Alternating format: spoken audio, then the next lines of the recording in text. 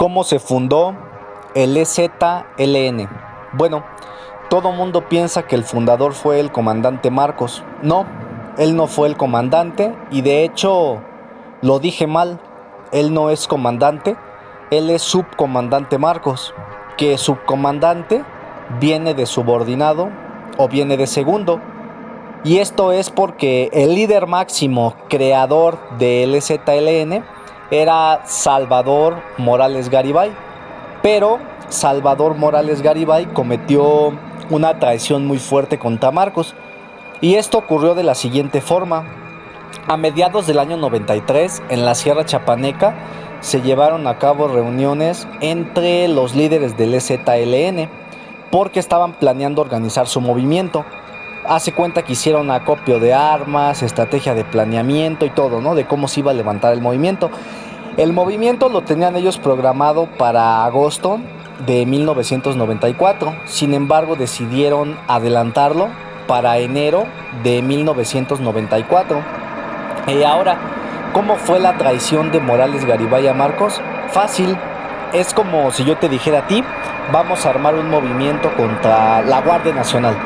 Este movimiento lo vamos a orquestar de aquí a diciembre. Y un mes antes del levantamiento armado, en noviembre, yo me desaparezco de la faz de la tierra y te dejo a ti con todo el pedo, te dejo a ti con todo el paquete, te digo, tú arma el movimiento, yo voy a ir a Centroamérica a conseguir armas para traértelas y cuando las traiga regreso, pero tú arma ahorita el movimiento. Eso hizo Morales Garibay. Él se desapareció un mes antes del levantamiento de Marcos y dejó a Marcos con todo el pedo. Nunca se volvió a saber de Morales Garibay, del fundador real del EZLN. Él nada más estuvo en las reuniones donde se orquestó y se acordó la fecha del movimiento. Mucho tiempo después se supo que Morales Garibay era militar y hasta la fecha él es militar. Él es capitán del segundo escalón de inteligencia del Estado Mayor. Por eso les digo que el EZLN lo formó el ejército. Y esto ocurrió por lo siguiente. Salinas de Gortari cometió el error que se conoce como deformación militar. Ese es un error muy grave dentro de las Fuerzas Armadas. Y ese error es cuando a una persona civil sin entrenamiento se le da el mando de tropas entrenadas. Es como si yo traigo un soldado de Guatemala, un caibil o un soldado israelí y yo te digo, mira, te lo traigo a tu disposición para que tú lo comandes. De nada serviría, aunque te traiga un soldado paracaidista, un caibil de fuerzas especiales, tú no sabrás qué hacer con él. No sabrías cómo comandarlo porque tú eres un civil. Solamente un elemento entrenado sabe cómo comandar a un elemento entrenado. Solamente un elemento de fuerzas especiales sabe cómo manejar a otro elemento de fuerzas especiales. Entonces, para los militares mexicanos fue una ofensa que Salinas de Gortari agarrara a un civil y les dijera, este civil ahora va a ser tu jefe. Entonces los militares se quedaron como de, ¿cómo? Un güey más cobarde, más pendejo que yo, sin nada de entrenamiento, ¿me estás diciendo que va a ser mi jefe? Eso molestó mucho a muchos altos mandos del Estado Mayor, que Salinas de Gortari creara comisiones civiles y que pusiera gente como a Gutiérrez Barrios por arriba de ellos, ya que el ejército siempre le tuvo lealtad a la presidencia. Militares que venían de décadas, que apoyaron a Adolfo López Mateos, que apoyaron a Luis Echeverría, que apoyaron a Gustavo Díaz Ordaz, pues obviamente era un insulto que ahora Salinas los desplazara y le diera el mando de la inteligencia militar nacional a civiles. Entonces, si ustedes se dan cuenta en un detalle, la prueba de que el EZLN lo creó el mismo Salinas de Gortari es que el EZLN, a diferencia de otros grupos guerrilleros, el EZLN mataba a puros militares. Por ejemplo, la Liga 23 de septiembre, que fue un movimiento guerrillero, mataba también periodistas, mataba también políticos, mataba gente poderosa. En cambio el EZLN nada más mataba puros militares y puros policías. Y da la casualidad de que los militares que mataban el EZLN eran los militares que estaban en contra de Salinas de Gortari. Entonces allá había una división interna muy fea. Por un lado, los militares que apoyaban a Salinas estaban peleando contra los rebeldes que lo atacaban o contra los militares de alto rango que se habían rebelado. Entonces, para eso nació el EZLN, para acabar a toda la oposición militar de Salinas. Y esto ocurrió también por lo siguiente. Para Carlos Salinas de Gortari fue necesario crear un movimiento guerrillero que lo defendiera a él, porque recordemos que por esos años se creó el TLCAN. Entonces a Salinas de Gortari no le convenía que hubiera soldados haciéndole desmadres, que hubiera soldados atacándolo, porque eso iba a dar una mala imagen de México, que obviamente él no quería dar, porque él estaba en proceso de firmar el TLCAN. Entonces él no le convenía ahora sí que tener estorbos. Entonces para eso se creó el EZLN, para preservar la seguridad de él y que él pudiera firmar el TLCAN sin ningún problema.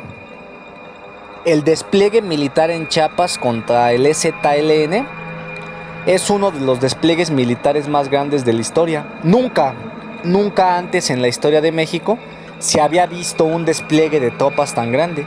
Ni siquiera en el 68, ni siquiera se vio tampoco contra las fuerzas de Lucio Cabañas o de Genaro Vázquez. Para cercar al EZLN, el 9 de febrero del 94, acudieron 40,000 militares mexicanos del Batallón 30, Batallón 31, Batallón 36, Batallón 38 y Batallón 39. Un dato también muy interesante que poca gente conoce es que los primeros grupos GAFE que se llama Grupo Aeromóvil de Fuerzas Especiales, los primeros grupos especiales del ejército se crearon para combatir al EZLN. De hecho, fueron chapanecos los primeros soldados de Fuerzas Especiales. Y esto no lo digo yo, esto está en documentos de inteligencia nacional. Aquí les muestro unas tablas donde demuestran que los primeros soldados de Fuerzas Especiales, los primeros comandos que se crearon de Fuerzas Especiales, fue en el cinturón de seguridad que se formó alrededor de las zonas del conflicto armado en Chiapas. El EZLN, aparte de proteger a la presidencia, también representó un desarrollo tecnológico y táctico muy importante para el ejército, ya que a raíz de, para ver, que entiéndase lo siguiente, el EZLN entrenó al ejército mexicano y lo profesionalizó. Es como lo que decía por ejemplo, el Popeye, ¿no? De Pablo Escobar en Colombia, que no tiene nada que ver una situación con la otra, pero es similar. Él decía, nosotros profesionalizamos a la policía, porque la policía colombiana en el combate al cartel de Medellín aprendió a trabajar. Lo mismo pasó en México.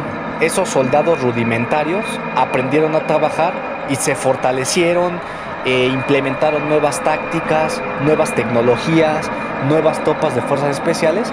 En el combate al EZLN, el ejército se desarrolló mucho y progresó mucho en cuanto a la experiencia para combatir a la insurgencia, la contrainsurgencia, y para combatir a los grupos guerrilleros.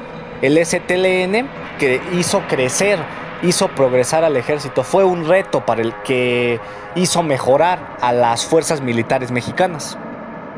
De algo estoy completamente seguro: el EZLN fue un verdadero dolor de cabeza para el gobierno mexicano, y esto se debe a que ellos contaban con algo nunca antes visto en la historia. El EZLN, a diferencia de otros movimientos guerrilleros que se acabaron más fácil, como el de Lucio Cabañas, como la Liga 23 de septiembre, como la Unión del Pueblo, es que el EZLN tenía más bases de apoyo. Aparte de tener su grupo guerrillero, tenía también...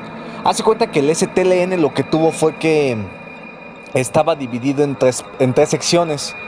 Una se encargaba de todo lo militar, todo lo que era armas y guerra. Otra se encargaba de todo lo que eran campañas entre la población civil. Y otra parte se encargaba de todo lo que era lo político. Entonces el movimiento tenía tres bases de apoyo, a diferencia de los movimientos anteriores, que nada más tenían una sola base de apoyo, y esta era la de las armas. El EZLN, al tener muchas bases de apoyo, era mucho más difícil de desmantelar que un simple grupo que nada más ataque por las puras armas. Ya que el EZLN, yo pienso que lo que ayudó mucho al EZLN es que ellos tienen apoyo de gente intelectual, de abogados, de doctores, pues sí, de ingenieros militares y de gente, ¿no? De gente intelectual. Entonces, tienen muchas bases de apoyo, tienen muchos frentes de combate, a diferencia de los primeros movimientos guerrilleros. Ellos, por ejemplo, si quieres luchar legalmente, luchan legalmente. Si quieren luchar por el medio armado, luchan por el medio armado. Y si quieren luchar por el medio mediático, también tienen quien les haga sus campañas para luchar por el lado mediático. Yo pienso que por eso no se ha logrado desmantelar el EZLN, porque tiene muchas bases de apoyo y tiene muchos frentes de combate con los cuales puede pelear.